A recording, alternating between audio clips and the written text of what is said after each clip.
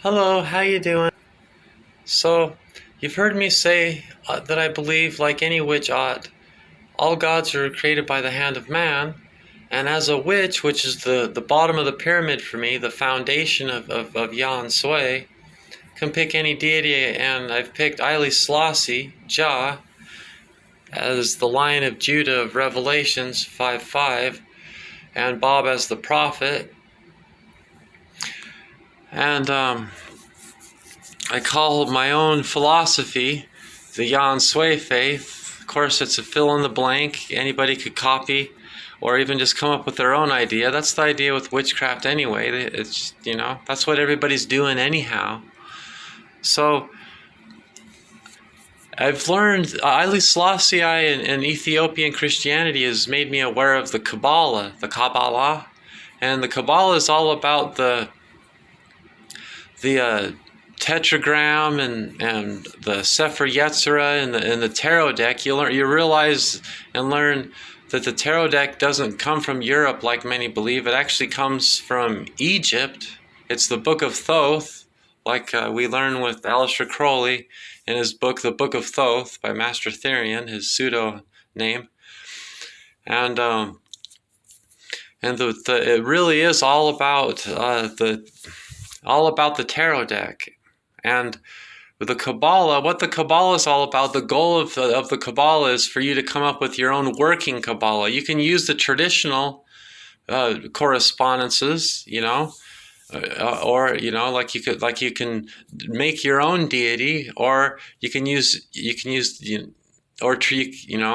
traditional correspondences, or you can make your own correspondences. I'm trying to say, a correspondence is just a link to something in the spiritual realm. It's magic, A magic is all about just is assigning a language, a vocabulary, and some of those things aren't literal words, they're symbols or even just items like an amulet or something. And they link you to things spiritual. That's all language is anyway. When we talk, before a baby doesn't know how to speak English, but then once they learn English, pretty soon they're thinking in that language, So that's really all magic is, creating those links. So the goal of the Kabbalah is to get a working Kabbalah, which is the numbers 1 through 10, and deciding what each one of those, what those mean, a corresponding color, a corresponding Hebrew character, a corresponding tarot card. So there's a tarot card that corresponds to all the numbers 1 through 10. 1 is the idea. Hey, I'm going to make a cake, and 10 is manifested form. So it's all about making things manifest from the thought realm to the physical realm. And so, so you come up with your own correspondences, and then you have a working Kabbalah. You have, a language. So here's the Sephirot. Sephirot, it means spheres in Hebrew. It's plural. Sephirah is singular. So see, here's Sephirah number 1. Here's Sephirah number 2. See the numbers in it? 3, 4, 5, 6, 7, 8, 9, 10. So the first Sephirah is called Keter, which means crown, and is the color white. Most of the time I've used the traditional correspondences. Of course, you can change these around. If you already have something that means something to you, that's good. It already has that magic power. You don't need to use a traditional correspondence. Number 2 is Kokma, which means wisdom. It's gray. And number 3 is Bina, which means understanding, and it's black. See, mercy 4.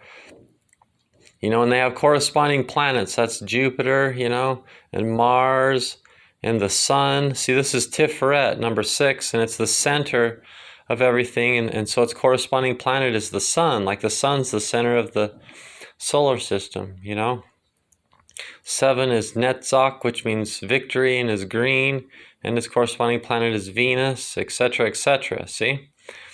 So this number 1, 2, and 3 is called above the abyss. It's like above our understanding. They're the supernals, or you might believe it's the Trinity, though you don't have to. You could be atheist and still use the Kabbalah, but since I've chosen Haile Selassie, which brings you to the Bible, which brings you to the tarot deck, which brings you to ganja, which brings you back to the old religion and creates a new religion, and is this cycle like that.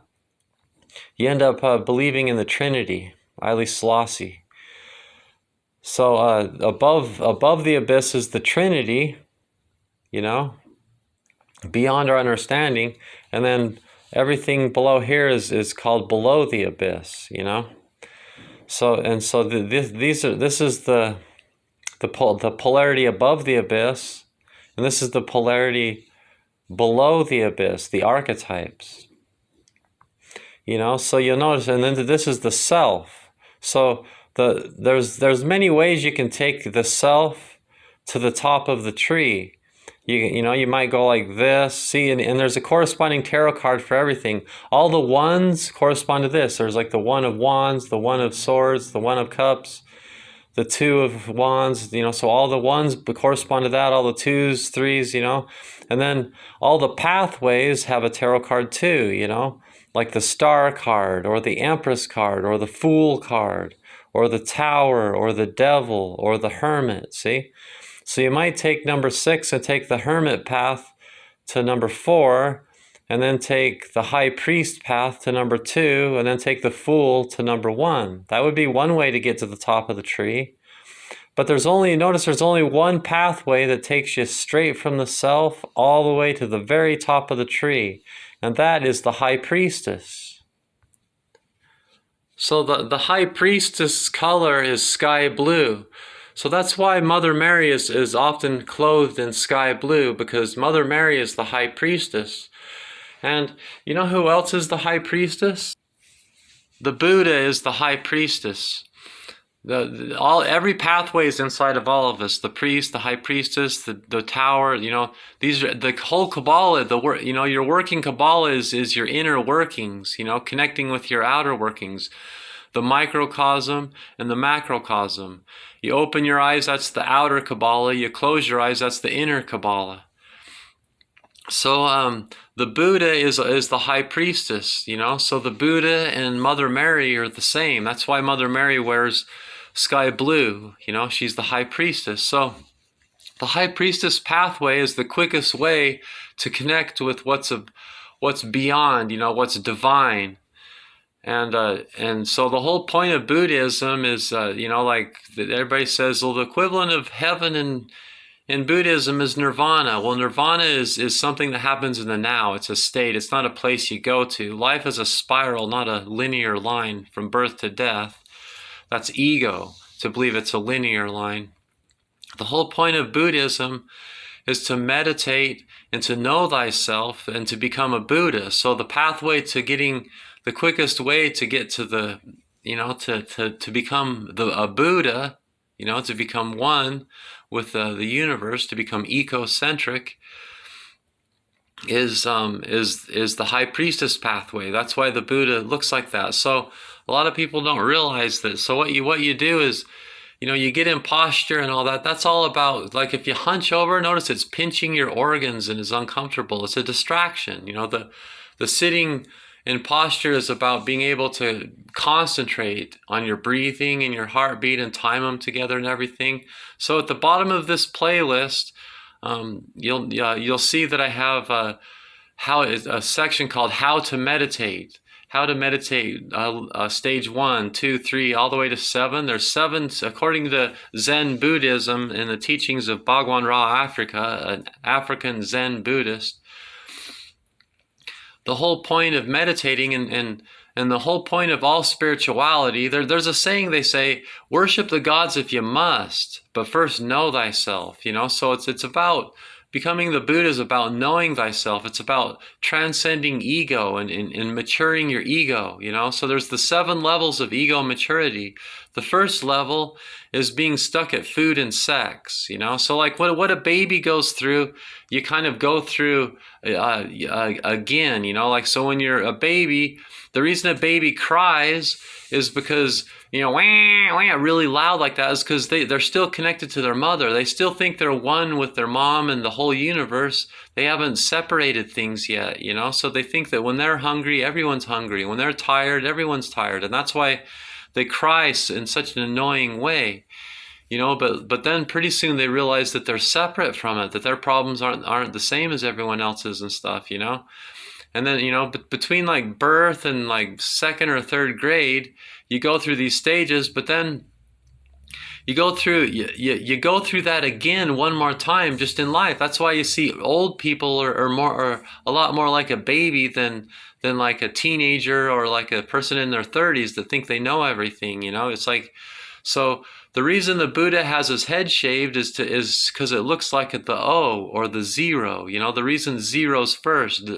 The O or zero, that means being one with the universe, being egocentric. So the first stage of ego maturity, you're stuck at food and sex. You have that umbilical cord is still connected with your mom. And, so that's where the majority of people live their lives, the bottom of the pyramid. So expecting people to understand life as something beyond food and sex is, what we call human nature. It is possible to transcend human nature with a more mature ego, but most people will never do that. So a lot of what we call human nature is just the fact that most people spend their whole life stuck at stage one. So that's most people, Then the next stage, it's like when a baby says mine, mine, they think they're connected to their toy, and they think they're a part of their identity. To think that who you are is, you finally realize it's more than just being connected with your mom. It's that you think you're what you are, the things you own, like your car and your house and your clothes and your degree, and you think that's who you really are. And then as your ego matures a little bit more, you realize that you're more than that. And and at one stage you use people as mirrors. You let other people tell you who you are. Then with a little more maturity, you realize only you can know who you are. And to be successful in this world, you only need to make it to level 6 to mature up to stage 5. If you can make it to stage 5, that's where people we admire but you'll notice that people that we admire, some of the rich people, they commit suicide. They're not happy. It's because there's this narcissist epidemic. People stuck on their ego. Being at 5 is not, you're not a Buddha at 5, but yet the world will see you as completely successful. The level 6 is being human-centric. You realize you're one with all humans, but that's also ego, because level 7 is ecocentric, where you realize you're one with everything, the whole universe. And then that's when you're an enlightened one and you become the Buddha. They have a saying, before enlightenment, chopping wood and making fire. After enlightenment, chopping wood and making fire. Life is still tough and you're still just a person, but you're humble and you have that knowledge that you're one with everything, and that makes you a Buddha. You're one with the high priestess. The high priestess can also be called the seeker. So that's what my symbol for the spiral times is, a baby on a moon, and she's wearing a sky blue clothes, just like Mother Mary, who wears sky blue. So the Yan Sui is one with these concepts, to not be stuck at ego, to not judge others, to love one another and to love others as yourself, but people aren't getting, but not to expect people, as you grow spiritually, you can't expect other people to do that too. If you understand that most people will stay stuck at only stage 1, so no wonder they think that transgender people are evil, for example, because they're obsessed with this idea that who you are is what your genitals are, because again, most people are stuck at food and sex. They think the purpose of life is sex and food and getting your house and your really low stage maturity things. They're not mature enough to know that who you really are is beyond your gender and the things you own and all these things. It's even beyond yourself. Who you are is something that's connected even beyond that. You're so of course they think that, but really your gender's nothing. That like there's all these problems in the world, and they're so unmature that they think that the problem is all these transgender people. But yet that's, and there's a difference between a young, I'm like old.